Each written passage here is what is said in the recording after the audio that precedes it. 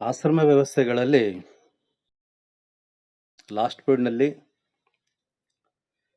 ಬ್ರಹ್ಮಚರ್ಯ ಆಶ್ರಮದ ಬಗ್ಗೆ ಚರ್ಚೆ ಮಾಡಿದ್ವಿ. ಉಪನಯನದ ನಂತರ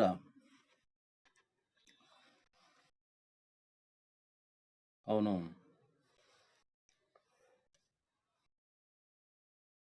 ಗುರುಕುಲಕ್ಕೆ ಹೋಗ್ಬಿಟ್ಟು ಗುರುವಿನ ಹತ್ತಿರ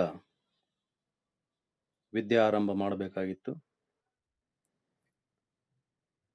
ಶ್ರವಣ, ಮನನ, ಧ್ಯಾನ ಈ 3 ವಿಧಾನಗಳ ಮೂಲಕ ಶಿಕ್ಷಣದ ಚಟುವಟಿಕೆಗಳು ನಡೀತಾ ಇದ್ವು. There are 2 parts in educational system during Gurukula: Shastra and Shastra. Nowadays, like a theory and practical. After the Snataka or Samavartana, we called Samavartana. Samavartana, which means getting a degree, giving some Guru Dakshina or contribution to Guru and return to his residence. So that is called Samavartana. Samavartana ಅಂತ ಹೇಳಿದ್ರೆ ಇಲ್ಲಿ ಬ್ರಹ್ಮಚಾರಿ ಆಗಿರ್ತಕ್ಕಂಥವನು ತನ್ನೆಲ್ಲ ಶಿಕ್ಷಣವನ್ನು ಮುಗಿಸಿಬಿಟ್ಟು ಗುರು ಕಾಣಿಕೆಯನ್ನು ಕೊಟ್ಟು ಪದವಿಯನ್ನು ಪಡ್ಕೊಂಡು ತನ್ನ ಮನೆಗೆ ಹಿಂತಿರುಗುವಂತ ಒಂದು ಕಾರ್ಯಕ್ರಮ ಅಂತ ಹೇಳ್ತೀವಿ ನಾವು. ಇತ್ತೀಚಿನ ದಿನಗಳಲ್ಲಿ ವಿಶ್ವವಿದ್ಯಾಲಯಗಳಲ್ಲಿ ಕಾನ್ವೊಕೇಶನ್ ಸೆರೆಮನಿ ಅಂತ ನಾವೇನ್ ಕರಿತೀವಿ, ಆ ರೂಪದಲ್ಲಿ ಅದು ಸಮಾವರ್ತನ ಎನ್ನುವಂಥದ್ದಿತ್ತು. ಎಲ್ಲ ವಿಷಯಗಳನ್ನ ಕಲ್ತ್ಕೊಂಡ್ಬಿಟ್ಟು ಯಾವುದಾದ್ರೂ ಒಂದು ವಿಷಯದಲ್ಲಿ ಪ್ರಾವೀಣ್ಯತೆಯನ್ನು ಪಡೆದಿರ್ತಕ್ಕಂಥ ಬ್ರಹ್ಮಚಾರಿಯನ್ನ ನಾವು ಸ್ನಾತಕ ಅಂತೇಳಿ ಕರಿತಿದ್ವಿ. ಎಲ್ಲ ವಿಷಯಗಳನ್ನ ತಿಳ್ಕೊಂಡಿರ್ಬೇಕಾಯ್ತು. ಈಗಿರುವಂತ ಒಂದು ಶಿಕ್ಷಣ ಪದ್ಧತಿ ಅದೇ ನೋಡ್ರಿ. ಇಲ್ಲಿ PUC ಮತ್ತು ಡಿಗ್ರಿಯಲ್ಲಿ ಎಲ್ಲ ವಿಷಯಗಳನ್ನು ತಿಳ್ಕೊಳ್ತೀರಿ. History, economics, political science, sociology, Kannada, English ಎಲ್ಲ ತಿಳ್ಕೊಳ್ತೀರಿ. ಮುಂದೆ ನೀವು ಮಾಸ್ಟರ್ ಡಿಗ್ರಿಗೆ ಹೋದ್ಮೇಲೆ ಯಾವ್ದಾನ ಒಂದು ಸಬ್ಜೆಕ್ಟಿಗೆ ಹೋಗ್ತೀರಿ. ನೀವು ಇಲ್ಲ ಇಂಗ್ಲಿಷ್ಗೆ ಹೋಗ್ತೀರಿ, ಇಲ್ಲ ಕನ್ನಡಕ್ಕೆ ಹೋಗ್ತೀರಿ, ಇಲ್ಲ ಹಿಸ್ಟ್ರಿಗೆ ಹೋಗ್ತೀರಿ, ಅಥವಾ ಸೋಷಿಯಾಲಜಿಗೆ ಹೋಗ್ತೀರಿ. ಯಾವ್ದಾದ್ರು ಒಂದು ವಿಷಯ, ಆ ವಿಷಯದಲ್ಲಿ ನೀವು ಪ್ರಾವೀಣ್ಯತೆಯನ್ನು ಪಡ್ಕೊಂಡು ಡಿಗ್ರಿಯನ್ನು ಪಡ್ಕೊಳ್ಳೋದನ್ನ ಸ್ನಾತಕ ಅಂತ ಕರೀತಾರೆ. ಆ ಸ್ನಾತಕ ಪಡ್ಕೊಂಡ ಮೇಲೆ ನಿಮ್ಗೆ ಏನ್ ಕಾನ್ವೊಕೇಶನ್ ಕೊಡ್ತಾರೋ ಅದನ್ನ ಸಮವರ್ತನ ಅಂತ ಹೇಳ್ತಾರೆ. ಹಿಂದೆ ಗುರುಕುಲಗಳಲ್ಲಿ ಇತ್ತದು ಸಮವರ್ತನ. ಸಮವರ್ತನ ಮುಗಿಸ್ಕೊಂಡು ಬಂದಿರತಕ್ಕಂತ ಆ ಪದವೀಧರನಿಗೆ ತನ್ನ ಪೋಷಕರು ಸರ್ವಗುಣ ಸಂಪನ್ನೆಯಾಗಿರ್ತಕ್ಕಂಥ ಒಂದು ಕನ್ಯೆಯೊಂದಿಗೆ ವಿವಾಹವನ್ನ ಮಾಡ್ತಾ ಇದ್ರು. ವಿವಾಹದ ನಂತರ second step we called grihasthashrama, the stage of householder. According to PH Prabhu, purusharthas as a psycho moral basis of ashramas. ಪುರುಷಾರ್ಥಗಳು ಆಶ್ರಮಗಳ ಮನೋನೈತಿಕ ತಳಹದಿಯಾಗಿವೆ ಎನ್ನುವಂಥ ಒಂದು ಸ್ಟೇಟ್ಮೆಂಟ್ ಅನ್ನು ಹೇಳ್ತಾರೆ PH Prabhu ಎನ್ನುವಂಥವ್ರು. So grihasthashrama as a second stage of human being, an individual entry to Gruha through the marriage ceremony. This is second ceremony to human being. First one Upanayana, the second one marriage. So after the marriage, he start the life in a ಗೃಹಸ್ಥಾಶ್ರಮ. ವಿವಾಹದ ನಂತರ ಅವನ ಜೀವನ ವ್ಯವಸ್ಥೆಯನ್ನ ಗೃಹಸ್ಥಾಶ್ರಮದಲ್ಲಿ ಪ್ರಾರಂಭ ಮಾಡ್ತಾನೆ. And he must and should, he has a specific characteristics in a ಗೃಹಸ್ಥಾಶ್ರಮ. ಇಲ್ಲಿ ಗೃಹಸ್ಥ ಎನ್ನುವಂಥವನು ಒಂದು ನಿರ್ದಿಷ್ಟವಾಗಿರ್ತಕ್ಕಂಥ ಒಂದು ಲಕ್ಷಣಗಳನ್ನ, ಗುಣಲಕ್ಷಣಗಳನ್ನ ಹೊಂದಿರಬೇಕಾಗಿರ್ತಕ್ಕಂಥದ್ದು ಸಾಮಾನ್ಯವಾಗಿರ್ತಕ್ಕಂಥದ್ದಾಗಿತ್ತು. ಅದರಲ್ಲಿ ನಾವು ನೋಡ್ಕೊಂಡ್ ಬಂದಾಗ ಫಸ್ಟ್ ಒನ್, ಬಿ ಆನೆಸ್ಟ್, ಪ್ರಾಮಾಣಿಕ. ಇಲ್ಲಿ ಗೃಹಸ್ಥ ಎನ್ನುವಂಥವನು ಪ್ರಾಮಾಣಿಕನಾಗಿರ್ಬೇಕಾಗಿತ್ತು ಅಲ್ವೇ. ತಾನು, ತನ್ನದು, ತಮ್ಮವರು ಎನ್ನುವಂಥ ಒಂದು ಭಾವನೆಯಿಂದ ಜೀವನ ಮಾಡ್ತಕ್ಕಂಥ ಒಂದು ಗುಣ ಅವನಲ್ಲಿರ್ಬೇಕಾಗಿತ್ತು. ಅವನಲ್ಲಿ ಯಾವುದೇ ರೀತಿಯಾಗಿರ್ತಕ್ಕಂಥ ಮುಚ್ಚುಮರೆ ಇಲ್ಲದೆ, ಯಾವುದೇ ರೀತಿಯಾಗಿರ್ತಕ್ಕಂಥ ಒಂದು ಸಂಕೋಚವಿಲ್ಲದೆ, ಅಭ್ಯಂತರಗಳಿಲ್ಲದೆ ಪ್ರಾಮಾಣಿಕನಾಗಿ ಕೆಲಸ ಮಾಡ್ತಕ್ಕಂಥದ್ದು, ಪ್ರಾಮಾಣಿಕ ಗುಣಲಕ್ಷಣಗಳನ್ನು ಹೊಂದಿರತಕ್ಕಂಥ ಜೀವಿಯಾಗಿ ಇಲ್ಲಿ ಜೀವನ ಮಾಡ್ತಕ್ಕಂಥ ಒಂದು ಪದ್ಧತಿ ಗೃಹಸ್ಥಾಶ್ರಮದಲ್ಲಿ ಇರುತ್ತೆ. ಸೆಕೆಂಡ್ ಒನ್, ಪ್ರಾಪರ್ ಮ್ಯಾನರ್, ಅಂದ್ರೆ ವಾಸ್ತವಿಕವಾಗಿರ್ತಕ್ಕಂಥ ಒಂದು ಗುಣಗಳು, ನೈಜವಾಗಿರ್ತಕ್ಕಂಥ ಒಂದು ಗುಣಗಳನ್ನು ಹೊಂದಿರಬೇಕಾಯ್ತು. ಇಲ್ಲಿ ಕೃತಕವಾಗಿರ್ತಕ್ಕಂಥ ಗುಣಗಳಲ್ಲ ಇಲ್ಲಿ ಬೇಕಾಗಿರ್ತಕ್ಕಂಥದ್ದು. Just like what we call artificial behaviour, decorate behaviour or exhibition behaviour is not suitable to grihastha. ಇವ್ಯಾವ ಆಗೋದಿಲ್ಲ. ಇವು ಗೃಹಸ್ಥನಂತ ಹೇಳಿದ್ರೆ ಪ್ರಾಪರ್ ಮ್ಯಾನರ್ ಏನಿದಾನ ಹಾಗೆ ಅಲ್ಲ. ಅವ್ನು ಡೆಕೋರೇಟ್ ಮಾಡ್ತಕ್ಕಂಥದ್ದು ಅಥವಾ ಇಲ್ಲದೆ ಇರ್ತಕ್ಕಂಥ ಒಂದು ವರ್ತನೆಗಳನ್ನ, ಇಲ್ಲದೆ ಇರ್ತಕ್ಕಂಥ ಒಂದು ಭಾವನೆಗಳನ್ನ ಕ್ರಿಯೇಟ್ ಮಾಡಿಬಿಟ್ಟು ತೋರಿಸ್ತಕ್ಕಂಥದ್ದು, ಅಥವಾ ತನ್ನಲ್ಲಿರ್ತಕ್ಕಂಥ ನೈಜವಾಗಿರ್ತಕ್ಕಂಥ ಒಂದು ಚಿಂತನೆಗಳನ್ನ ಮರೆಮಾಚಿಬಿಟ್ಟು ಕೃತಕವಾಗಿರ್ತಕ್ಕಂಥವನನ್ನ ಕ್ರಿಯೇಟ್ ಮಾಡಿಬಿಟ್ಟು ಜನರನ್ನ ಆಕರ್ಷಣೆ ಮಾಡೋದು, ಅಥವಾ ಜನರಿಗೆ ಅಥವಾ ಕುಟುಂಬದವರಿಗೆ ಅವನು ದಾರಿ ತಪ್ಪಿಸ್ತಕ್ಕಂಥ ಒಂದು ಕೆಲಸ ಕಾರ್ಯಗಳನ್ನ ಮಾಡಬಾರ್ದು. ಯಾಕಂತ ಹೇಳಿದ್ರೆ the grihastha system as a pillar of human being. ಒಂದು ದೃಷ್ಟಿಕೋನದಲ್ಲಿ ಇದು ಆಧಾರ ಸ್ತಂಭ. ಇದು ಏನೆಲ್ಲ ನಾವು ಅನುಭವಿಸ್ಬೇಕು ಅದೆಲ್ಲವನ್ನು ಇಲ್ಲೇ ಅನುಭವಿಸ್ಬೇಕು. ಈ ಸ್ಟೇಜ್ನಲ್ಲಿ ಅನುಭವಿಸ್ಬೇಕು. ಅವನಲ್ಲಿ ಏನೇ ಕಷ್ಟಗಳು ಬಂದ್ರು ಇಲ್ಲೇ ಅನುಭವಿಸ್ಬೇಕು, ಏನೇ ಸುಖಗಳು ಬಂದ್ರು ಇಲ್ಲೇ ಅನುಭವಿಸ್ಬೇಕು, ಏನೇ ಸಾಧನೆ ಮಾಡೋದಿದ್ರು ಸಹ ಅವನು ಇಲ್ಲೇ ಸಾಧನೆ ಮಾಡ್ಬೇಕು. ಅವನಲ್ಲಿ ಎಲ್ಲಾ ಆಶ್ರಮಗಳಿಗೂ ಮುಖ್ಯ ಪ್ರೇರಣೆ ಅಂತ ಹೇಳಿದ್ರೆ ಗೃಹಸ್ಥಾಶ್ರಮ. ಬ್ರಹ್ಮಚರ್ಯಾಶ್ರಮಕ್ಕಾಗಿರ್ಬೋದು, ವಾನಪ್ರಸ್ಥ ಸನ್ಯಾಸ, ಯಾವುದೇ ಒಂದು ವ್ಯವಸ್ಥೆಗಳಿಗಾಗಿರ್ಬೋದು, ಅವೆಲ್ಲವೂ ಸಹ ಮುಖ್ಯ ಪ್ರೇರಣೆ ಅಂತ ಹೇಳಿದ್ರೆ ಈ ಗೃಹಸ್ಥಾಶ್ರಮ ಅಂತ ಹೇಳ್ತೀವಿ ನಾವು. ನೆಕ್ಸ್ಟ್ ಮೂರನೇದಾಗಿ ಸಾಧಕ, ಆಸ್ ಎ ಅಚೀವರ್, ಸಾಧನೆ ಮಾಡ್ಬೇಕಿಲ್ಲಿ. ಸಾಧನೆ ಮಾಡ್ತಕ್ಕಂಥ ಒಂದು ರೂಪದಲ್ಲಿ ಅವನಿರ್ಬೇಕಾಗಿತ್ತಲ್ಲಿ. ಏನ್ ಸಾಧನೆ ಮಾಡ್ಬೇಕಿಲ್ಲಿ, ಯಾವುದನ್ನ ಸಾಧನೆ ಮಾಡಬೇಕು, ತನ್ನ ಗುರಿ ಏನಿದೆ, ತನ್ನ ಒಂದು ಆಸೆಗಳೇನಿದಾವೆ, ತಂದೆ ಆಗಿರ್ತಕ್ಕಂಥ ಒಂದು ಬಯಕೆಗಳಿದ್ದಾವೆ, ಏನನ್ನ ಸಂಪಾದನೆ ಮಾಡಬೇಕು, ಏನನ್ನ ದುಡಿಬೇಕು, ಏನನ್ನ ಸಾಧಿಸ್ಬೇಕು ಎನ್ನುವಂಥ ಗುರಿ ಇಟ್ಕೊಂಡಿರ್ತಾನೋ ಅಥವಾ ಆಸೆ ಆಕಾಂಕ್ಷೆಗಳು ಇಟ್ಕೊಂಡಿರ್ತಾನೋ ಅದನ್ನ ಇಲ್ಲಿ ಸಾಧಿಸ್ಬೇಕಾಗಿರ್ತಕ್ಕಂಥದ್ದು ಮುಖ್ಯವಾಗಿರ್ತಕ್ಕಂಥ ಒಂದು ಲಕ್ಷಣ. Next one, capable for long living, ದೀರ್ಘಾಯುಷ್ಯನಾಗಿ ಇಲ್ಲಿ ಬಾಳ್ತಕ್ಕಂಥ ಸಮರ್ಥತೆಯನ್ನ ಪಡ್ಕೊಳ್ಬೇಕಲ್ಲಿ, ಸಾಮರ್ಥ್ಯವನ್ನ ಪಡ್ಕೊಳ್ಬೇಕು. ಆರೋಗ್ಯಪೂರ್ಣನಾಗಿರ್ಬೇಕು, ಆರೋಗ್ಯವನ್ನ ಚೆನ್ನಾಗಿ ನೋಡ್ಕೊಳ್ಬೇಕು. ಅವನು ದೈಹಿಕವಾಗಿ, ಮಾನಸಿಕವಾಗಿ, ಕೌಟುಂಬಿಕವಾಗಿ, ರಾಜಕೀಯವಾಗಿ, ಶೈಕ್ಷಣಿಕವಾಗಿ, ಸಾಮಾಜಿಕ ಎಲ್ಲಾ ದೃಷ್ಟಿಕೋನದಿಂದಲೂ ಸಹ ಅವನು ತಂದೆ ಆಗಿರ್ತಕ್ಕಂಥ ಒಂದು ಆರೋಗ್ಯವನ್ನ ಅಥವಾ ಉತ್ತಮವಾಗಿರ್ತಕ್ಕಂಥ ಒಂದು ಪರಿಸರವನ್ನ ನಿರ್ಮಾಣ ಮಾಡ್ಕೊಂಡ್ಬಿಟ್ಟು ದೀರ್ಘಾಯುಷ್ಯನಾಗಿರ್ಬೇಕಾಗಿರ್ತಕ್ಕಂಥ ಒಂದು ಕೆಪಾಸಿಟಿಯನ್ನ ಬೆಳೆಸ್ಕೊಳ್ಬೇಕಾಗಿರ್ತಕ್ಕಂಥದ್ದು ಒಂದು ಲಕ್ಷಣ ಆಗಿತ್ತು ಇಲ್ಲಿ.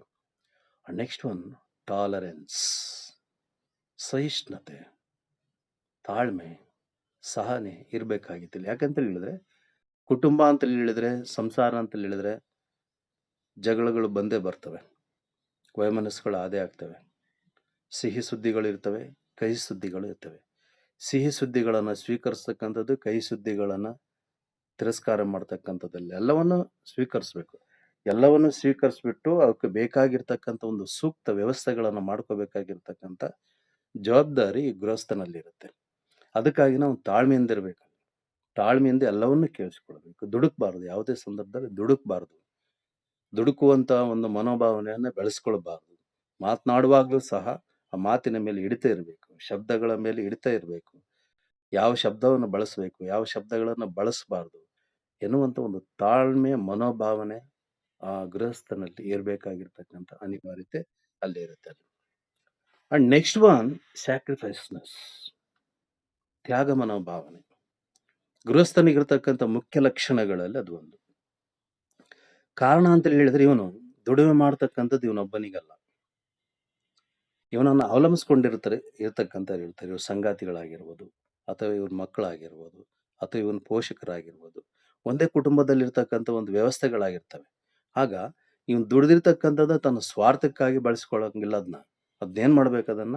ಇಡೀ ಕುಟುಂಬಕ್ಕಾಗಿ, ತನ್ನೆಲ್ಲಾ ಜೀವನದ ಒಂದು ವ್ಯವಸ್ಥೆಗಳನ್ನ ಅವನು ಕುಟುಂಬಕ್ಕಾಗಿ ಧಾರೆ ಎರಿತಕ್ಕಂಥ ಒಂದು ತ್ಯಾಗಮಯ ಆಗಿಬಿಟ್ಟು ಈ ಗೃಹಸ್ಥಾಶ್ರಮದಲ್ಲಿ ಆ ಗೃಹಸ್ಥ ಎನ್ನುವಂಥವನು ತನ್ನ ಒಂದು ವರ್ತನೆಗಳನ್ನು ರೂಪಿಸ್ಕೊಳ್ಬೇಕಾಗಿರ್ತಕ್ಕಂಥದ್ದು ನೈಜವಾಗಿರ್ತಕ್ಕಂಥ ಒಂದು ಗೃಹಸ್ಥನ ಲಕ್ಷಣ ಅಂತ ಹೇಳ್ತೀವಿ ನಾವು.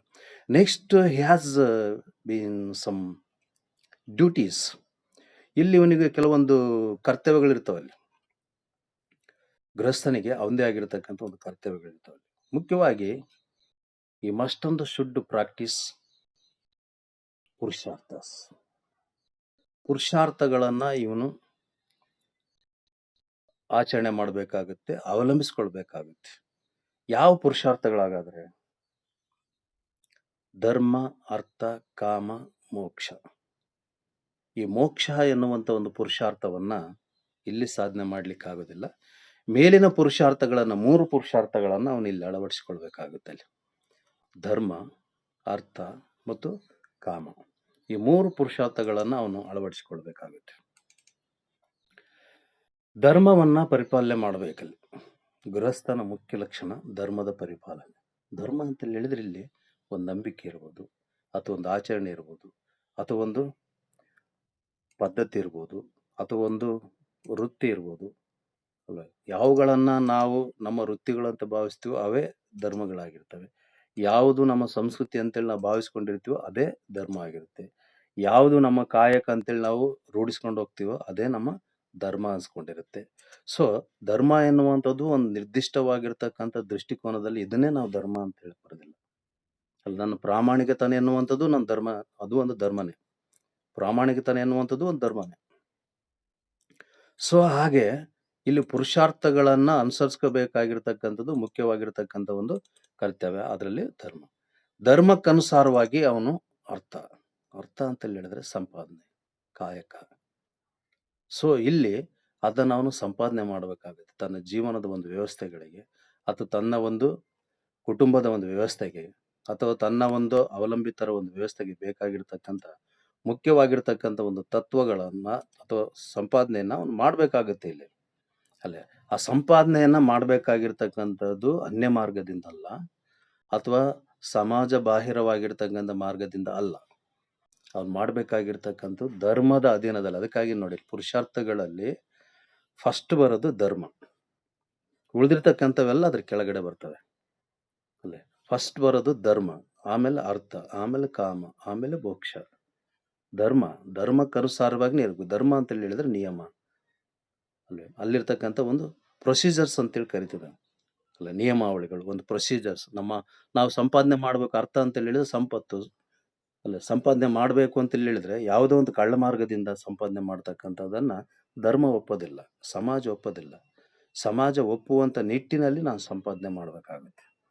ಸೊ ಅದನ್ನ ನಾವಿಲ್ಲಿ ಧರ್ಮ ಅಂತೇಳಿ ಕರಿತೀವಿ ನಾವಿಲ್ಲಿ. ನೆಕ್ಸ್ಟ್ ಕಾಮ ಅಂತ ಹೇಳ್ತೀವಿ.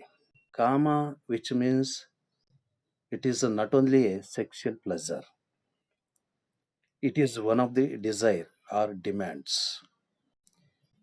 ಕಾಮ ಅಂತ ಹೇಳಿದ್ರೆ ಸಾಮಾನ್ಯವಾಗಿ ಸಂಕ್ಷಿಪ್ತಾರ್ಥದಲ್ಲಿ ನೋಡ್ತಕ್ಕಂಥವ್ರು ಲೈಂಗಿಕವಾಗಿರ್ತಕ್ಕಂಥ ಒಂದು ಬಯಕೆ ಅಂತ ಹೇಳ್ತೀವಿ. ಬಟ್ ವಿಶಾಲಾರ್ಥವಾಗಿರ್ತಕ್ಕಂಥ ನಾವು ದೃಷ್ಟಿಕೋನದಲ್ಲಿ ನೋಡಿದಾಗ ಅದು ಕೇವಲ ಲೈಂಗಿಕವಾಗಿರ್ತಕ್ಕಂಥ ಬಯಕೆ ಅಲ್ಲ. ಕಾಮ ವಿಚ್ ಮೀನ್ಸ್ ಕಾಮ ಅಂತ ಹೇಳಿದ್ರೆ ಒಂದು ಆಸೆಗಳು, ಬೇಡಿಕೆಗಳು, ಅವನಿಗಿರ್ತಕ್ಕಂಥ ಅಗತ್ಯಗಳು ಅಂತ ಹೇಳ್ತೀವಿ ನಾವಿಲ್ಲಿ. ನಾನಾ ರೀತಿಯಾಗಿರ್ತಕ್ಕಂಥ ಅಗತ್ಯಗಳು ಇರ್ತವನಿಗೆ, ನಾನಾ ರೀತಿಯಾಗಿರ್ತಕ್ಕಂಥವು ಅವನಿಗೆ ಬೇಡಿಕೆಗಳಿರ್ತವೆ, ನಾನಾ ರೀತಿಯಾಗಿರ್ತಕ್ಕಂಥ ಒಂದು ಆಸೆಗಳಿರ್ತವೆ. ಅವೆಲ್ಲವುಗಳನ್ನ ಅವನು ಈಡೇರಿಸ್ಕೊಳ್ಬೇಕು ಅಂತ ಹೇಳಿದ್ರೆ ಯಾವುದೋ ಒಂದು ದೃಷ್ಟಿಕೋನದಲ್ಲಿ ಈಡೇರಿಸ್ಕೊಳ್ಳಂಗಿಲ್ಲ ಅವನಲ್ಲಿ.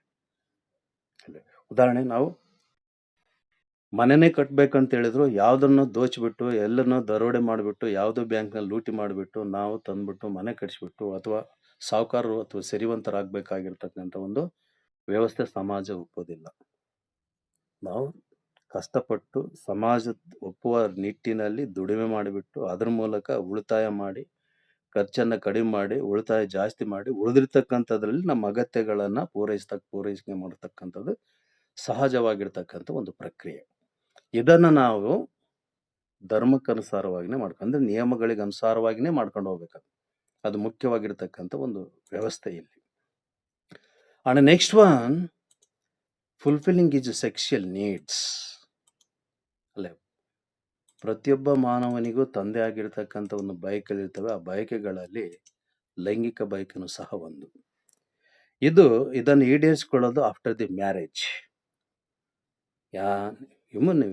human being fulfilling his sexual needs after the marriage.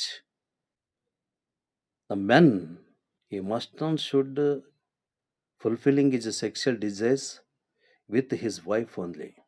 Similarly, women also. But out of marriage, it is prohibited and it is not approved by society. ತನ್ನ ಒಂದು ಲೈಂಗಿಕ ಬಯಕೆಗಳನ್ನು ಈಡೇರಿಸಿಕೊಳ್ಳುವಂಥ ಒಂದು ವ್ಯವಸ್ಥೆ ವಿವಾಹದ ನಂತರವೇ. ಒಬ್ಬ ಪುರುಷ ತನ್ನ ಬಯಕೆಗಳನ್ನು ಅಥವಾ ತನ್ನ ಲೈಂಗಿಕ ಬಯಕೆಗಳನ್ನು ಈಡೇರಿಸಿಕೊಳ್ಬೇಕಾಗಿರ್ತಕ್ಕಂಥದ್ದು ಅಂತ ಹೇಳಿದ್ರೆ ವಿವಾಹದ ನಂತರ ತನ್ನ ಸಂಗಾತಿಯೊಂದಿಗೆ ಮಾತ್ರ. ಅದೇ ರೀತಿಯಾಗಿ ಸ್ತ್ರೀಯರಿಗೂ ಸಹ ಅದಿರುತ್ತೆ. ಸ್ತ್ರೀಯರಿಗೂ ಸಹ ಬಯಕೆ ಇತ್ತು ಅಂತ ಹೇಳಿದ್ರೆ ವಿವಾಹದ ನಂತರ ತನ್ನ ಸಂಗಾತಿಯೊಂದಿಗೆ ಆ ಬಯಕೆಗಳನ್ನು ಈಡೇರಿಸಿಕೊಳ್ಬೇಕಾಗಿರ್ತಕ್ಕಂಥ ಅನಿವಾರ್ಯತೆ ಇಲ್ಲಿ ಇರ್ತಕ್ಕಂಥದ್ದು ಅಂತ ಹೇಳಿದ್ರು. And next duty getting A child, ಮಕ್ಕಳನ್ನ ಪಡಿತಕ್ಕಂಥದ್ದು. ಅಲ್ಲ, ಲೈಂಗಿಕ ಬಯಕೆಗಳನ್ನು ಈಡೇರಿಸಿಕೊಳ್ಳೋದ್ರ ಜೊತೆಗೆ ಮಕ್ಕಳನ್ನ ಪಡಿಬೇಕಾಗಿರ್ತಕ್ಕಂಥ ಅನಿವಾರ್ಯತೆ ಇಲ್ಲಿರುತ್ತೆ ಇವನಿಗೆ. ಯಾಕೆ ಬೇಕು ಮಕ್ಕಳು? What is the need, what is the essential of children to grihastha? Because continuity of human race or continuity of lineage or continuity of race of family. ವಂಶದ ಒಂದು ಉದ್ಧಾರಕ್ಕಾಗಿ ಅಥವಾ ಜನಾಂಗದ ಉದ್ಧಾರಕ್ಕಾಗಿ, ತಮ್ಮ ಕುಟುಂಬದ ನಿರ್ವಹಣೆಗಾಗಿ, ತಮ್ಮ ಒಂದು ಜಾತಿ ಅಥವಾ ತಮ್ಮ ಧರ್ಮದ ಒಂದು ನಿರಂತರತೆಗಾಗಿ ಅಥವಾ ತಮ್ಮ ಒಂದು ವ್ಯವಸ್ಥೆಯನ್ನ ಮುಂದುವರಿಸ್ಕೊಂಡು ಹೋಗ್ಲಿಕ್ಕಾಗಿ ನ್ಯೂ ಜನರೇಷನ್ ಬೇಕಾಗುತ್ತೆ. ಆ ಹೊಸ ಜನರೇಷನ್ ಅವಶ್ಯಕತೆ ಇದ್ದೇ ಇರುತ್ತೆ. ಆ ಹೊಸ ಜನರೇಷನ್ ಪಡಿಲಿಕ್ಕಾಗಿನೇ ಈ ಒಂದು ವ್ಯವಸ್ಥೆ ಬೇಕು ಎನ್ನುವಂಥದ್ದು. ಅಥವಾ ಮಕ್ಕಳನ್ನ ಪಡಿಬೇಕು. ಅದು ಇಂಥ ಮಕ್ಕಳೇನಿಲ್ಲ, ಬಹುತೇಕವಾಗಿ ಇಂದಿನ ಒಂದು ಸಮಾಜಗಳಲ್ಲಿ, ನಮ್ಮ ಸಾಂಪ್ರದಾಯಿಕವಾಗಿರ್ತಕ್ಕಂಥ ಸಮಾಜಗಳಲ್ಲಿ ನೋಡ್ಕೊಂಡ್ ಬಂದಾಗ ಪುತ್ರ ಸಂತಾನಕ್ಕೆ ಹೆಚ್ಚಿನದಾಗಿರ್ತಕ್ಕಂಥ ಒಂದು ಆದ್ಯತೆ ಇತ್ತು. ಸಾಂಪ್ರದಾಯಿಕ ಸಮಾಜಗಳಲ್ಲಿ ಕುಟುಂಬದ ವಂಶೋದ್ಧಾರಕ ಅಥವಾ ಕುಟುಂಬದ ಒಂದು ನಿರ್ವಹಣೆ ಅಥವಾ ಕುಟುಂಬಕ್ಕೆ ಬೇಕಾಗಿರ್ತಕ್ಕಂಥ ಒಂದು ವಿಧಾನಗಳನ್ನು ಮುಂದುವರಿಸ್ಕೊಂಡು ಹೋಗ್ಲಿಕ್ಕೆ ಅವಶ್ಯಕತೆಯಾಗಿ ಪುತ್ರ ಬೇಕಾಗಿತ್ತು ಎನ್ನುವಂಥದ್ದು. ಬಟ್ ಈಗಿನ ಒಂದು ದಿನಗಳಲ್ಲಿ ಅಥವಾ ಇತ್ತೀಚಿನ ದಿನಗಳಲ್ಲಿ ಅಂತ ಒಂದು ಅವಶ್ಯಕತೆ ಏನಿಲ್ಲ. ಕಾರಣ ಅಂತ ಹೇಳಿದ್ರೆ ಸ್ತ್ರೀಯಳು ಅಥವಾ ಮಹಿಳೆನೂ ಸಹ ಆ ಒಂದು ವ್ಯವಸ್ಥೆಗಳನ್ನು ನಿಭಾಯಿಸ್ತಕ್ಕಂಥ ಒಂದು ಚಾಕಚಕ್ಯತೆ ಇರುತ್ತೆ ಎನ್ನುವಂಥ ಒಂದು ವಿಷಯವನ್ನು ನಾವು ನೋಡ್ಕೊಂಡ್ ಬಂದಿದ್ವಿ. ಸಾಕಷ್ಟು ಕ್ಷೇತ್ರದಲ್ಲಿ ಇವತ್ತು ಮಹಿಳೆ ತಂದೆ ಆಗಿರ್ತಕ್ಕಂಥ ಒಂದು ಛಾಪನ್ನು ಮೂಡಿಸಿರ್ತಕ್ಕಂಥದ್ದನ್ನ ನೋಡ್ತೀವಿ ನಾವು. ಅಲ್ಲಿ ಹಲವಾರು ಕ್ಷೇತ್ರಗಳಲ್ಲಿ ಮಹಿಳೆ ಎನ್ನುವಂಥವಳು ಇವತ್ತು ತಂದೆ ಆಗಿರ್ತಕ್ಕಂಥ ಒಂದು ಸಾಧನೆಯನ್ನ ಮಾಡಿದಾಳು ಅವಳು. ಅಲ್ಲಿ ವಿಜ್ಞಾನ ಆಗಿರ್ಬೋದು, ತಂತ್ರಜ್ಞಾನ ಆಗಿರ್ಬೋದು, ಶಿಕ್ಷಣ ಕ್ಷೇತ್ರ ಆಗಿರ್ಬೋದು, ವೈದ್ಯಕೀಯ ಕ್ಷೇತ್ರ ಆಗಿರ್ಬೋದು, ಅಥವಾ ಎಲ್ಲ ಯಾವುದೇ ನೀವು ಕ್ಷೇತ್ರ ತಗೊಂಡು ಆ ಒಂದು ಕ್ಷೇತ್ರಗಳಲ್ಲಿ ತಂದೆ ಆಗಿರ್ತಕ್ಕಂಥ ಒಂದು ವ್ಯವಸ್ಥೆಯನ್ನ, ತಂದೆ ಆಗಿರ್ತಕ್ಕಂಥ ಒಂದು ಸಾಧನೆಯನ್ನ ಮಾಡಿರ್ತಕ್ಕಂಥ ಹಲವಾರು ಸ್ತ್ರೀಯರನ್ನ ನಾವು ನೋಡ್ಕೊಂಡ್ಬರ್ತೀವಿ. ಅದ್ರ ವಿಶೇಷವಾಗಿ ರಾಜಕೀಯ ಕ್ಷೇತ್ರದಲ್ಲಿ ಸಾಕಷ್ಟು ಮಹಿಳೆಯರಿದ್ದಾರೆ, ಕ್ರೀಡಾ ಕ್ಷೇತ್ರದಲ್ಲಿ ಇದ್ದಾರೆ. ಮುಂದೆ ನೋಡೋಣ ಅಂತವ್ರನ್ನ. ಸೊ ಹೀಗೆ ಪುತ್ರ ಸಂತಾನನೇ ಅವಶ್ಯಕತೆಯಾಗಿ ಬೇಕು ಇಲ್ಲಿ ಎನ್ನುವಂಥ ಒಂದು ಕಡ್ಡಾಯ ಏನಿಲ್ಲ ಇಲ್ಲಿ. ಸೊ ಒಟ್ಟು ಸಂತಾನ ಬೇಕು. ಆ ಸಂತಾನ ಎನ್ನುವಂಥದ್ದು ತಮ್ಮ ಒಂದು ಕುಟುಂಬದ ಜವಾಬ್ದಾರಿಯನ್ನ ಅಥವಾ ಕುಟುಂಬದ ಒಂದು ವ್ಯವಸ್ಥೆಯನ್ನ ಮುಂದುವರಿಸ್ಕೊಂಡು ಹೋಗ್ಲಿಕ್ಕೆ ಇಲ್ಲಿ ಬೇಕಾಗುತ್ತೆ ಎನ್ನುವಂಥ ಒಂದು ವಿಚಾರ. And next, you must on should participate in religious ceremonies along with wife. ಧಾರ್ಮಿಕ ಕಾರ್ಯಕ್ರಮಗಳಲ್ಲಿ ಭಾಗಿಯಾಗಬೇಕು ತನ್ನ ಸಂಗಾತಿಯೊಂದಿಗೆ. ಸೊ ಅದಕ್ಕಾಗಿನೇ ಸತಿಯನ್ನ ಸಹಧರ್ಮಿಣಿ ಅಂತೇಳಿ ಕರೀತಾರೆ. Those who are participate in religious ceremonies along with husband, they will be called ಸಹಧರ್ಮಿಣಿ. ಧಾರ್ಮಿಕ ಕಾರ್ಯಗಳಲ್ಲಿ ಸಹಭಾಗಿಯಾಗುವವಳು ಯಾರು, ಅವಳೇ ಸಹಧರ್ಮಿಣಿ. ಸೊ ಇಲ್ಲಿ ಪುರುಷನೊಬ್ಬನೇ ಧಾರ್ಮಿಕ ಕಾರ್ಯಗಳಲ್ಲಿ ಭಾಗಿಯಾಗುವಾಗಿಲ್ಲ. ಧಾರ್ಮಿಕ ಕಾರ್ಯಗಳಲ್ಲಿ ಭಾಗಿ ಆಗ್ಬೇಕು ಅಂತ ಹೇಳಿದ್ರೆ ಅಲ್ಲಿ ಪುರುಷನ ಜೊತೆಗೆ ಸ್ತ್ರೀನೂ ಸಹ ಭಾಗಿಯಾಗಬೇಕು. ಅಂದ್ರೇನು? ತನ್ನ ಸಂಗಾತಿಯೊಂದಿಗೆ ಅಲ್ಲಿ ಧಾರ್ಮಿಕ ಕಾರ್ಯಗಳಲ್ಲಿ, ಪೂಜಾ ಕಾರ್ಯಗಳಲ್ಲಿ, ಯಜ್ಞಯಾಗಾದಿಗಳಲ್ಲಿ, ಜಾತ್ರೆ ಮಹೋತ್ಸವಗಳಲ್ಲಿ, ಹಬ್ಬ ಹರಿದಿನಗಳಲ್ಲಿ ಭಾಗಿಯಾದ್ರೆ ಆ ಒಂದು ಧಾರ್ಮಿಕ ಕಾರ್ಯಗಳು ಯಶಸ್ವಿ ಆಗ್ತವೆ ಎನ್ನುವಂತ ಒಂದು ಸಾಂಪ್ರದಾಯಿಕ ವ್ಯವಸ್ಥೆಗಳು ಇರೋದ್ರಿಂದ ಅಲ್ಲಿ ಆ ಪುರುಷ ಅನ್ನುವಂತನು ಅಥವಾ ಗೃಹಸ್ಥ ಎನ್ನುವಂತನು ತನ್ನ ಸಂಗಾತಿಯೊಂದಿಗೆ ಧಾರ್ಮಿಕ ಕಾರ್ಯಗಳಲ್ಲಿ ಭಾಗಿಯಾಗಬೇಕಾಗಿರ್ತಕ್ಕಂಥದ್ದು ಮುಖ್ಯವಾಗಿರ್ತಕ್ಕಂಥ ಒಂದು ಕೆಲಸ ಆಗಿತ್ತಲ್ಲಿ. And next one, completing panchamahayajnas. ಪಂಚಮಹಾಯಜ್ಞಗಳನ್ನ ಅವನಿಲ್ಲಿ ನೆರವೇರಿಸ್ಕೊಂಡು ಹೋಗ್ಬೇಕಾಗಿದೆ. ಯಾವ್ಯಾವ ಪಂಚಮಹಾಯಜ್ಞಗಳು? ದೇವಯಜ್ಞ ಅಂತ ಹೇಳ್ತೀವಿ, ಋಷಿ ಯಜ್ಞ ಅಂತ ಹೇಳ್ತೀವಿ, ಪಿತೃಯಜ್ಞ ಅಂತ ಹೇಳ್ತೀವಿ, ಭೂತಯಜ್ಞ ಅಂತ ಹೇಳ್ತೀವಿ.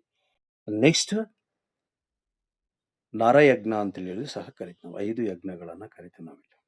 ಈ ಪಂಚಮಹಾಯಜ್ಞಗಳನ್ನ ಪೂರೈಸಬೇಕಾಗಿರ್ತಕ್ಕಂಥದ್ದು ಪ್ರತಿಯೊಬ್ಬ ಗೃಹಸ್ಥನ ಒಂದು ಕರ್ತವ್ಯ ಅಂತೇಳಿ ಕರಿತೀವಿ ನಾವಿಲ್ಲಿ. ಹಾಗಾದ್ರೆ ಏನು ಇವು ಏನು ಸೂಚಿಸ್ತವೆ? ಈ ಪಂಚಮಹಾಯಜ್ಞಗಳು ಏನನ್ನ ವಿವರಣೆ ಕೊಡ್ತವೆ ಇಲ್ಲಿ? ಮೊದಲನೇದಾಗಿ ದೇವಯಜ್ಞ ಅಂತ ಹೇಳ್ತೀವಿ ನಾವು. First one devayajna. Devayajna which means praying a science through the Vedic mantras. ವೇದಗಳ ಶ್ಲೋಕಗಳನ್ನು ಹೇಳುವುದರ ಮೂಲಕ ಗುರುಗಳನ್ನ ಅಥವಾ ಸಂತರನ್ನ ಅಥವಾ ಸತ್ಪುರುಷರನ್ನ ಅಥವಾ ನಮ್ಮ ಆರಾಧ್ಯ ದೇವರನ್ನ ಪೂಜಿಸ್ತಕ್ಕಂಥ ಒಂದು ವ್ಯವಸ್ಥೆಯನ್ನ ನಾವಿಲ್ಲಿ ದೇವಯಜ್ಞ ಅಂತ ಕರಿತೀವಿ ನಾವಿಲ್ಲಿ. ಇಲ್ಲಿ 2 ರೀತಿಯಾಗಿರ್ತಕ್ಕಂಥವು ಬರ್ತವೆ ಇಲ್ಲಿ. ಒಂದು, ನಾವು ಆರಾಧಿಸ್ತಕ್ಕಂಥ ಒಂದು ಗುರು ಅಥವಾ ನಮ್ಮ ಋಷಿ ಅಥವಾ ನಮ್ಮ ದೇವರು. ನೆಕ್ಸ್ಟ್ ಎರಡನೇದಾಗಿ ನಮ್ಮ ಮನೆ ಅಥವಾ ನಮ್ಮ ಮನೆಯಲ್ಲಿ ಆರಾಧನೆ ಮಾಡತಕ್ಕಂಥ ಒಂದು ವ್ಯವಸ್ಥೆ. ನಾವು ಯಾವ ಒಂದು ನಮ್ಮ ಮನೆಯಲ್ಲಿ ಯಾವ ಒಂದು ಗುರುವನ್ನ ಅಥವಾ ಯಾವೊಬ್ಬ ಸಂತನನ್ನ ನಾವು ಅನುಕರಣೆ ಮಾಡ್ತಾ ಇದೀವೋ, ಅನುಸರಿಸ್ತಾ ಇದೀವೋ ಅಥವಾ ಉಪದೇಶವನ್ನು ಆಲಿಸ್ತಾ ಇದೀವೋ ಅವರನ್ನ ವೇದಗಳ ಶ್ಲೋಕಗಳನ್ನ ಉಚ್ಚಾರ ಮಾಡುವುದರ ಮೂಲಕ ಪೂಜಿಸ್ತಕ್ಕಂಥ ವ್ಯವಸ್ಥೆಯನ್ನ ನಾವಿಲ್ಲಿ ದೇವಯಜ್ಞ ಅಂತ ಕರಿತೀವಿ ನಾವಿಲ್ಲಿ. ವೇದಗಳ ಮಂತ್ರಗಳೇ ಯಾಕೆ ಬೇಕು? ಸೊ ವೇದಗಳ ಮಂತ್ರಗಳು ಎನ್ನುವಂಥವು ಆಗಿನ ಸಾಂಪ್ರದಾಯಿಕವಾಗಿರ್ತಕ್ಕಂಥ ಒಂದು ಸಮಾಜದಲ್ಲಿ ಬಹಳ ಪ್ರಾಮುಖ್ಯತೆಯನ್ನು ಪಡ್ಕೊಂಡಿದ್ವು. ಹಾಗಾಗಿ ಅವುಗಳನ್ನೇ ಉಚ್ಚಾರ ಮಾಡಿಬಿಟ್ಟು ಹೇಳ್ತಕ್ಕಂಥದ್ದು ಆಗಿನ ಒಂದು ಪದ್ಧತಿಯಾಗಿತ್ತು. Next second one, rishi yajna. Rishi yajna which means to study of Veda and teaching of Veda to students. ಋಷಿ ಯಜ್ಞ ಅಂತ ಹೇಳ್ತೀವಿ ನಾವು. ವೇದಗಳನ್ನು ಕಲಿಯುವುದು, ಕಲ್ತಿದ್ದನ್ನ ಬೇರೆಯವರಿಗೆ ಕಲಿಸುವುದು. ನೋಡ್ರಿ ಯಾಕೆ ಸಿಸ್ಟಮ್ ಇದೆ. ನಾವು ಕಲ್ತ ಮೇಲೆ ನಾವೊಬ್ಬರೇ ಅದನ್ನ ಸ್ವಾರ್ಥಕ್ಕಾಗಿ ಬಳಸಂಗಿಲ್ಲ. ಅದನ್ನ ಕಲ್ತಿದ್ದನ್ನ ಬೇರೆಯವರಿಗೆ ಕಲಿಸ್ಬೇಕು. ನಾವು ಕಲಿಬೇಕು, ಕಲ್ತಿದ್ದನ್ನ ಬೇರೆಯವರಿಗೆ ಕಲಿಸ್ಬೇಕಾಗಿರ್ತಕ್ಕಂಥದ್ದು ಮುಖ್ಯವಾಗಿರ್ತಕ್ಕಂಥ ಇಲ್ಲಿ ವಿಚಾರ ಎನ್ನುವಂಥದ್ದು. ಕಾರಣ ಅಂತ ಹೇಳಿದ್ರೆ, ನಾನೊಬ್ಬನೇ ಕಲ್ತ್ಬಿಟ್ಟು ನಾನೊಬ್ಬನೇ ಅದನ್ನ ಅರ್ಥ ಮಾಡ್ಕೊಂಡ್ಬಿಟ್ಟು ನಾನೊಬ್ಬನೇ ಅದರ ಒಂದು ಉಪಯೋಗವನ್ನ ಪಡ್ಕೊಂಡ್ಬಿಟ್ರೆ ಪ್ರಯೋಜನ ಇರೋದಿಲ್ಲ. ಅದನ್ನ ಬೇರೆಯವರಿಗೂ ನಾನು ದಾರಿ ಎರಿಬೇಕು, ಬೇರೆಯವರಿಗೂ ಕಲಿಸ್ಕೊಡ್ಬೇಕದನ್ನ. ಯಾವುದೋ ಒಂದು ವಿಜ್ಞಾನ, ಯಾವುದೋ ಒಂದು ಸೂತ್ರವನ್ನ ನಾನು ಕಂಡಿಡಿದ ತಕ್ಷಣ ಅದು ನಾನೊಬ್ಬನಿಗೆ ಆಗ್ಬಿಟ್ರೆ ಬೇರೆಯವರಿಗೆ ಪ್ರಪಂಚಕ್ಕೆ ಗೊತ್ತಾಗೋದಿಲ್ಲ. ಸೊ ಅದೇನಾಗಬೇಕು, ಬೇರೆಯವರಿಗೆ ಗೊತ್ತಾಗ್ಬೇಕು, ಅದು ಬೇರೆ ಪ್ರಪಂಚಕ್ಕೂ ಗೊತ್ತಾಗಬೇಕು ಅಲ್ಲ. ಈಗ ನೋಡಿ, ಕೋವಿಡ್ ಟೈಮ್ನಲ್ಲಿ ಏನೆಲ್ಲ ಲಸಿಕೆಗಳು ಆ ವಿಜ್ಞಾನಿಗಳು, ಈ ವಿಜ್ಞಾನಿಗಳು, ಅವರು ಇವರು ಅಂತ ಹೇಳ್ಬಿಟ್ಟು ಏನೆಲ್ಲ ಸಂಶೋಧನೆ ಮಾಡ್ತಾ ಇದ್ದಾರೆ. ಸಂಶೋಧನೆ ಮಾಡಿಬಿಟ್ಟು ಅವರು ಸಂಶೋಧನೆ ಮಾಡಿರ್ತಕ್ಕಂಥ ವಿಜ್ಞಾನಿ, ನಾನ್ ಸಂಶೋಧನೆ ಮಾಡೀನಿ, ಇದನ್ನ ನಾನ್ ತಗೊಂಡ್ಬಿಟ್ಟು ಕೋವಿಡ್ನಿಂದ ನಾನ್ ದೂರ ಇರಬೇಕು ಎನ್ನುವಂತ ಒಂದು ಭಾವನೆ ಇರೋದಿಲ್ಲ ಅವರಿಗೆ.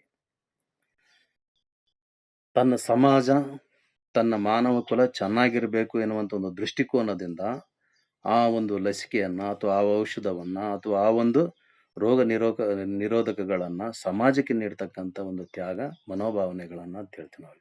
ಅದೇ ರೀತಿಗೆ ಕಲಿತಕ್ಕಂಥದ್ದು ಮತ್ತು ಕಲಿಸುವಂಥದ್ದು ಮೂಲಕ ನಾವು ಋಷಿ ಯಜ್ಞವನ್ನ ಋಣವನ್ನ ತೀರಿಸ್ಕೊಳ್ಬೇಕು ಅಂತ ಹೇಳ್ತೀವಿ. ನೆಕ್ಸ್ಟ್ ಪಿತೃಯಜ್ಞ ಅಂತ.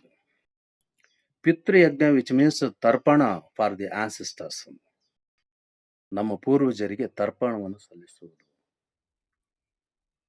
ಮುಂಜಾನೆ ಎದ್ಬಿಟ್ಟು ಪವಿತ್ರವಾಗಿರ್ತಕ್ಕಂಥ ನದಿಯಲ್ಲಿ ಹೋಗ್ಬಿಟ್ಟು ಮುಳುಗಿಬಿಟ್ಟು ಬೊಗಸೆಯಿಂದ ತರ್ಪಣವನ್ನು ಸಲ್ಲಿಸುವುದು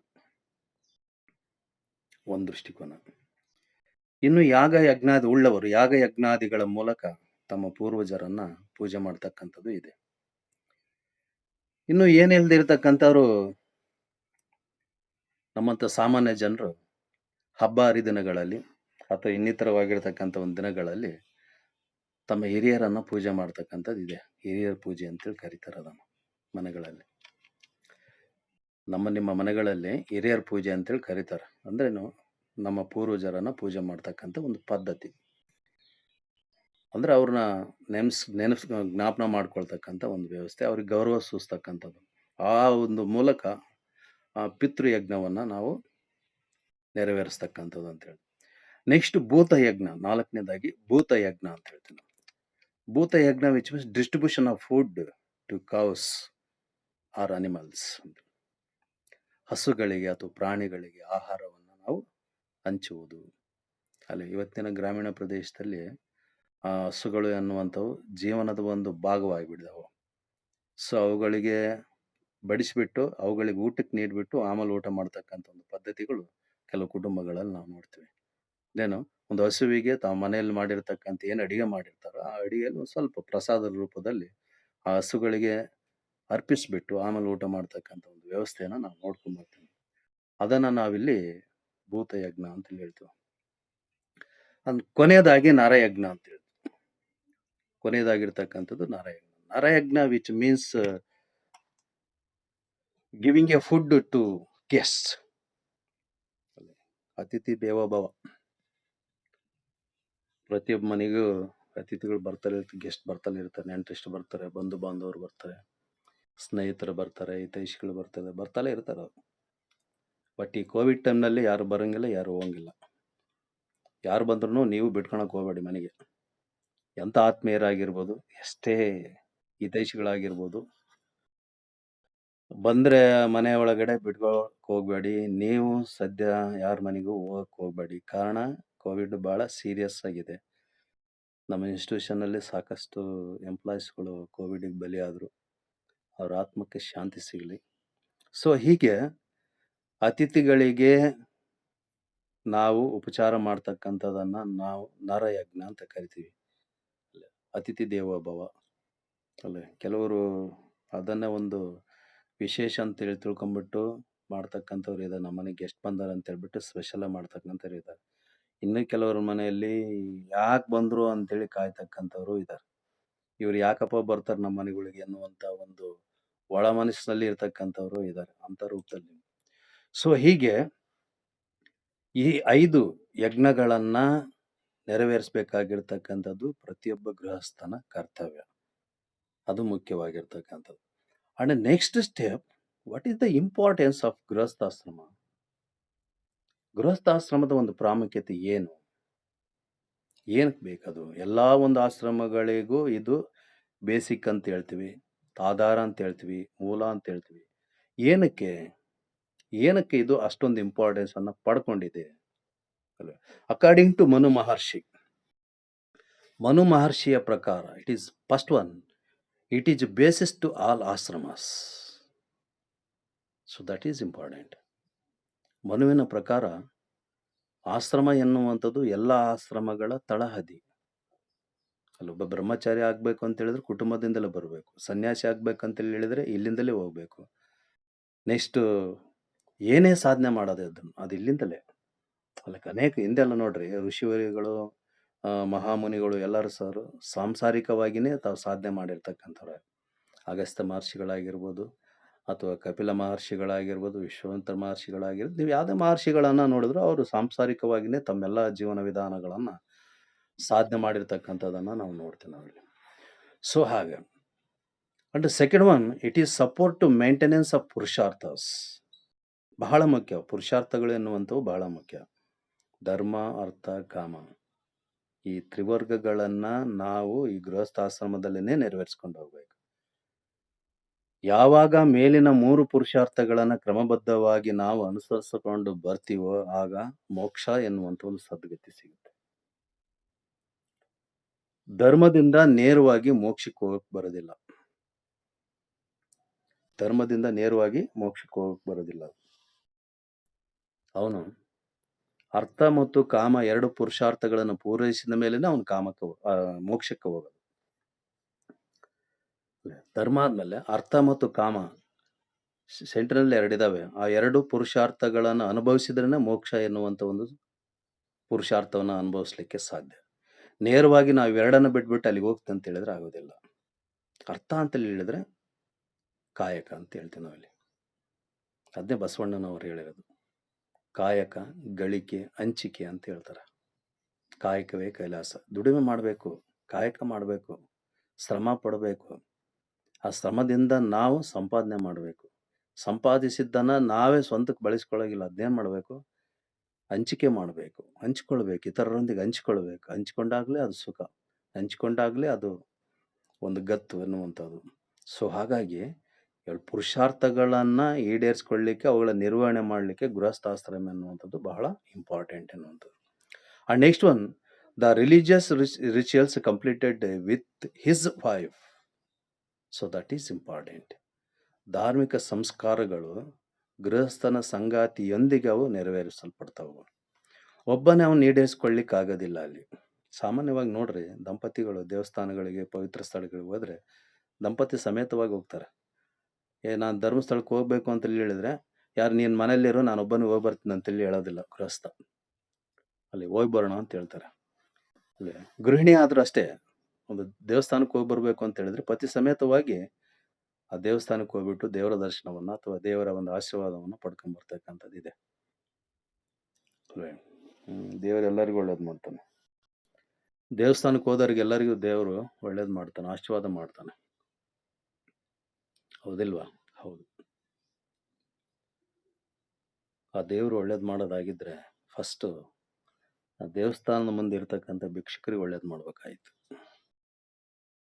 24 ಗಂಟೆ ಅಲ್ಲೇ ಇರ್ತಾರೆ ಅವರು. ಫಸ್ಟ್ ಅವ್ರಿಗೆ ಒಳ್ಳೇದು ಮಾಡ್ಬೇಕಾಯ್ತು. ಆಕಸ್ಮಿಕವಾಗಿ ಒಬ್ಬ ವ್ಯಕ್ತಿ ದೇವಸ್ಥಾನಕ್ಕೆ ಹೋಗಿ ಒಳಗೋಗಿ ಹೊರಗೆ ಬಂದು ತಾನು ಮುಕ್ತನಾದೆ, ತಾನು ದೇವರ ಆಶೀರ್ವಾದ ಮಾಡ್ದ ಎನ್ನುವಂಥ ಒಂದು ನಂಬಿಕೆಯನ್ನು ಇಟ್ಕೊಂಡಿದ್ರೆ 24 ಗಂಟೆ ಅಲ್ಲೇ ಇರ್ತಕ್ಕಂಥ ಭಿಕ್ಷೆಗೆ ಎಷ್ಟು ನಂಬಿಕೆ ಇರಬೇಕು. ಸೊ ಇರಲಿ, ಅದೇನೇ ಇರಲಿ, ಆಸ್ತಿಕರು ನಾಸ್ತಿಕರು ಇದ್ದೇ ಇರ್ತಾರೆ, ಅವೆಲ್ಲ ವ್ಯವಸ್ಥೆಗಳು. ಸೊ ದೇವರನ್ನ ನಮ್ಮ ಕಾಯಕದಲ್ಲಿ ಕಾಣಬೇಕು. ಇರಲಿ, ಆ ಪವಿತ್ರ ಸ್ಥಳಗಳಿಗೆ ಹೋಗ್ತಕ್ಕಂಥದ್ದು ಸಾಮಾನ್ಯ, ಹೋಗಿ ಬರಲಿ, ಎಲ್ಲರಿಗೂ ಒಳ್ಳೇದಾಗಲಿ. ಸೊ ಹಾಗೆ ಆ ಒಂದು ಸಂಸ್ಕಾರಗಳನ್ನ ನೆರವೇರಿಸ್ಕೊಂಡು ಹೋಗ್ಬೇಕಾಗಿರ್ತಕ್ಕಂಥದ್ದು ಬಹಳ ಮುಖ್ಯವಾಗಿರ್ತಕ್ಕಂಥದ್ದು. ಹಾಗಾಗಿನೇ ಇದು ಇಂಪಾರ್ಟೆನ್ಸ್ ಅನ್ನುವಂಥದ್ದು. And next one, for the attainment of ಮೋಕ್ಷ, ಮೋಕ್ಷ ಸಾಧನೆಗಾಗಿ ಗೃಹಸ್ಥಾಶ್ರಮ. ನಾನು ಮುಂಚೆನೇ ಹೇಳಿದೆ, ನಾನು ಅರ್ಥ ಮತ್ತು ಕಾಮವನ್ನ ಬಿಟ್ಬಿಟ್ಟು ಧರ್ಮವನ್ನ ಪರಿಪಾಲನೆ ಮಾಡ್ಕೊಂಡ್ಬಿಟ್ಟು ನೇರವಾಗಿ ಮೋಕ್ಷಕ್ಕೆ ಹೋಗಿ ಬರೋದಿಲ್ಲ. ಮೋಕ್ಷವನ್ನು ಸಾಧನೆ ಮಾಡ್ಲಿಕ್ಕೆ ಆಗೋದಿಲ್ಲ. ಮನುಷ್ಯ ಜೀವಿ ಅಂತ ಹೇಳಿದ್ರೆ ಪ್ರತಿಯೊಂದನ್ನು ಅನುಭವಿಸ್ಬೇಕು, ಅವನು ಪ್ರತಿಯೊಂದನ್ನು ಎದುರಿಸ್ಬೇಕು. ಅವನಲ್ಲಿ ಧರ್ಮದಿಂದ ನೇರವಾಗಿ ಅವನು ಮೋಕ್ಷಕ್ಕೆ ಹೋಗೋಣ ಆದ್ರೆ ಅವನಿಗೆ ಕಷ್ಟಗಳು ಗೊತ್ತಿರಲ್ಲ, ಸುಖ ಗೊತ್ತಿರಲ್ಲ. ಅವನಿಗೆ ಕಷ್ಟ ಸುಖ ಗೊತ್ತಾಗಬೇಕು ಅಂತ ಹೇಳಿದ್ರೆ ಅರ್ಥ ಮತ್ತು ಕಾಮಕ್ಕೆ ಹೋಗ್ಲೇಬೇಕು. ಅವನಲ್ಲಿ ಅರ್ಥ ಅಂತ ಹೇಳಿದ್ರೆ ಕಾಯಕ ಮಾಡ್ಬೇಕಾದ್ರೆ ಏನ್ ಕಷ್ಟ ಬರುತ್ತೆ, ಏನ್ ಅವನಿಗೆ ಸವಾಲ್ ಬರ್ತವೆ, ಏನ್ ಸಮಸ್ಯೆ ಬರ್ತವೆ ಅನ್ನುವಂಥದ್ದು ಗೊತ್ತಾಗುತ್ತೆ. ಕಾಮ ಅಂತ ಹೇಳಿದ್ರೆ ಬಯಕೆಗಳನ್ನು ಈಡೇರಿಸ್ಕೊಳ್ಬೇಕಂತ ಹೇಳಿದ್ರೆ ಸಮಸ್ಯೆಗಳೇನು, ಆ ಸಮಸ್ಯೆಗಳನ್ನು ಯಾವ ರೀತಿ ಪರಿಹಾರ ಮಾಡ್ಕೊಳ್ಬೇಕು, ಸಮಸ್ಯೆ ಬರ್ದಂಗೆ ನಾನು ಯಾವ ರೀತಿ ಮುನ್ನೆಚ್ಚರಿಕೆಯನ್ನು ಇಟ್ಕೊಂಡಿರ್ಬೇಕು, ಇವೆಲ್ಲಾ ರೀತಿಯಾಗಿರ್ತಕ್ಕಂಥ ಒಂದು ಸವಾಲುಗಳು ಅವೆರಡು ಆಶ್ರಮಗಳಲ್ಲಿ, ಅವೆರಡು ಪುರುಷಾರ್ಥಗಳಲ್ಲಿ ಬರ್ತವೆ. ಅಲ್ಲಿ ದಾಟಿದ ಮೇಲೆನೆ ಅವನು ಮೋಕ್ಷ. ಅವೆರಡನ್ನ ಸಮರ್ಥವಾಗಿ ಅವನು ನಿಭಾಯಿಸಿದನಂತ ಹೇಳಿದ್ರೆ ಮೋಕ್ಷ. ಅವೆರಡನ್ನ ಬಿಟ್ಬಿಟ್ಟು ನಾನು ನೇರವಾಗಿ ನಾನು ಮೋಕ್ಷಕ್ಕೆ ಹೋಗ್ತೇನೆ ಅಂತ ಹೇಳಿದ್ರೆ ಆಗೋದಿಲ್ಲ, ಮೋಕ್ಷ ಸಿಗೋದಿಲ್ಲ. ಅದಕ್ಕೆ ಅದನ್ನ ಅಪವರ್ಗ ಅಂತೇಳಿ ಕರಿತೀವಿ. ಮೋಕ್ಷವನ್ನ ನಾವು ಅಪವರ್ಗ ಅಂತೇಳಿ ಕರಿತೀವಿ. ಧರ್ಮ ಅರ್ಥ ಕಾಮವನ್ನ ತ್ರಿವರ್ಗ ಅಂತ ಕರೆದ್ರೆ ಮೋಕ್ಷವನ್ನ ಅಪವರ್ಗ ಅಂತೇಳಿ ಕರಿತೀವಿ ನಾವಿಲ್ಲಿ. ಅಲ್ಲ, ಮೇಲ್ನವನನ್ನ ಕಡ್ಡಾಯವಾಗಿ ಅವನು ಕ್ರಮಬದ್ಧವಾಗಿ ನಿಯಮಬದ್ಧವಾಗಿ ಅನುಸರಿಸ್ಕೊಂಡು ಬಂದಿದ್ದೇ ಆದ್ರೆ ಈ ಅಪವರ್ಗ ಎನ್ನುವಂತ ಒಂದು ಮೋಕ್ಷ ಸಿಗುತ್ತದೆ, ಸಿಗಲೇಬೇಕಾದಲ್ಲಿ. ಆ 3 ವರ್ಗಗಳಲ್ಲಿ ನಾವೇನಾದ್ರೂ ದೋಷಗಳನ್ನ ಮಾಡಿದ್ರೆ, ನಾವೇನಾದ್ರೂ ಮಾಡಬಾರ್ದನ್ನ ಮಾಡಿದ್ರೆ ಈ ಮೋಕ್ಷ ಎನ್ನುವಂತ ಒಂದು ಅಪವರ್ಗ ನಮಗೆ ಸಿಗೋದಿಲ್ಲ. And next one, it is support to fulfilling his duties.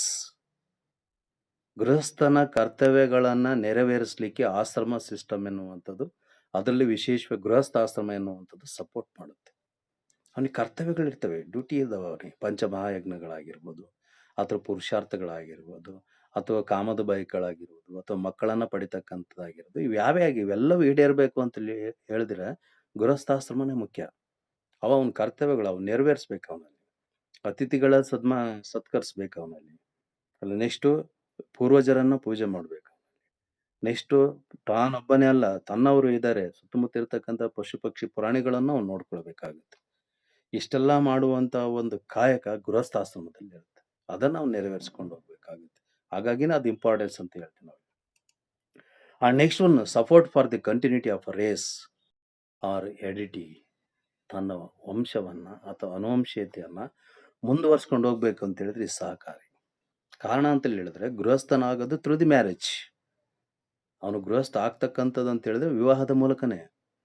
ವಿವಾಹದ ಮೂಲಕನೇ ಅವನು ಗೃಹಸ್ಥನಾದರೆ ತಾನು ಪಡೆಯುವಂತ ಒಂದು ಮಕ್ಕಳು ಅಧಿಕೃತವಾಗಿರ್ತವೆ. ಅವರು ಆ ಒಂದು ಮನೆತನಕ್ಕೆ ಸೇರ್ಬಿಟ್ಟು ಆ ವಂಶವನ್ನ ಕಂಟಿನ್ಯೂ ಆಗ. ವಿವಾಹ ಇಲ್ದಲೇನೆ ಸಂತಾನ ಪಡ್ಕೊಂಡ್ರೆ, ವಿವಾಹ ಇಲ್ದಲೇನೆ ಮಕ್ಕಳನ್ನ ಪಡ್ಕೊಂಡ್ರೆ ಯಾವ ವಂಶಕ್ಕೆ ಸೇರ್ಬೇಕವು? ಅವರು ಯಾವ ವಂಶದ ಹೆಸರು ಹೇಳ್ಕೊಂಡ್ಬಿಟ್ಟು ಅವರು ಮುಂದುವರಿಬೇಕು. ಈ ರೀತಿಯಾಗಿರ್ತಕ್ಕಂಥ ಎಲ್ಲಾ ಗೊಂದಲಗಳು ಬರ್ತಕ್ಕಂಥದ್ದು ಸಹಜವಾಗ್ತವೆ. ಹಾಗೇನಾಗುತ್ತೆ ಅಂತ ಹೇಳಿದ್ರೆ ಸಮಾಜ ಅನ್ಯ ಮಾರ್ಗವನ್ನ ಅಥವಾ ಇಲ್ಲದೆ ಇರತಕ್ಕಂಥ ನಿಯಮಗಳನ್ನ ರೂಪಿಸ್ಕೊಳ್ಬೇಕಾಗುತ್ತೆ. ಸೊ ಹಾಗಾಗಿನೇ ಸಮಾಜ ಏನೇ ಮಾಡಿದ್ರು ಸಹ ಅದು ಒಳಿತಿಗಾಗಿ ಮಾಡುತ್ತೆ ಹೊರತು ಮನುಷ್ಯನ ಹಿತಕ್ಕಾಗಿ ಮಾಡುತ್ತೆ ಹೊರತು ಮನುಷ್ಯನ ಹಾಳು ಮಾಡ್ಲಿಕ್ಕೆ ಯಾವುದೇ ರೀತಿಯಾಗಿರ್ತಕ್ಕಂಥ ಒಂದು ವ್ಯವಸ್ಥೆಯನ್ನು ರೂಪಿಸೋದಿಲ್ಲ. ಅದೇನೇ ಮಾಡಿದ್ರು ಸಹ ಮಾನವನ ಜೀವನಕ್ಕೆ ಕಲ್ಯಾಣವಾಗುವಂತ ಒಂದು ವ್ಯವಸ್ಥೆಗಳನ್ನೇ ಮಾಡೋದು. ಸೊ ಹಾಗಾಗಿ ವಿವಾಹ ಎನ್ನುವಂಥದ್ದು ಬಹಳ ಮುಖ್ಯವಾಗಿರ್ತಕ್ಕಂಥದ್ದು. Next one, householder as a protector of all human beings. Not only husband and wife in family. The family consisted of different human beings like widow, patients, old men, uncapables, physically handicapped. So ನಾನಾ ಜನರು ಇರ್ತಾರೆ. ಮನೆ ಅಂತ ಹೇಳಿದ್ರೆ ಕೇವಲ ಸತಿಪತಿಯರು ಒಂದೇ ಇರೋದಿಲ್ಲ. ರೋಗಿಗಳಿರ್ತಾರೆ, ವಿಧವೆಯರಿರ್ತಾರೆ, ವಿಧುರರಿರ್ತಾರೆ, ಅಸಮರ್ಥರಿರ್ತಾರೆ, ಅಸಹಾಯಕರಿರ್ತಾರೆ, ಅಂಗವಿಕಲರಿರ್ತಾರೆ, ವೃದ್ಧರಿರ್ತಾರೆ. ಇನ್ನು ನಾನಾ ರೀತಿಯಾಗಿರ್ತಕ್ಕಂಥ ಒಂದು ಜನ ಕುಟುಂಬದಲ್ಲಿರ್ತಕ್ಕಂಥದ್ದು ಸಹಜ. ಅವರೆಲ್ಲರನ್ನ ಸಾಕ್ತಕ್ಕಂಥ ಹೊಣೆಗಾರಿಕೆ ಯಾರ್ದು? That is the responsible of ಗೃಹಸ್ಥ ಆಸ್ ಎ ಲೀಡರ್. ಗೃಹಸ್ಥ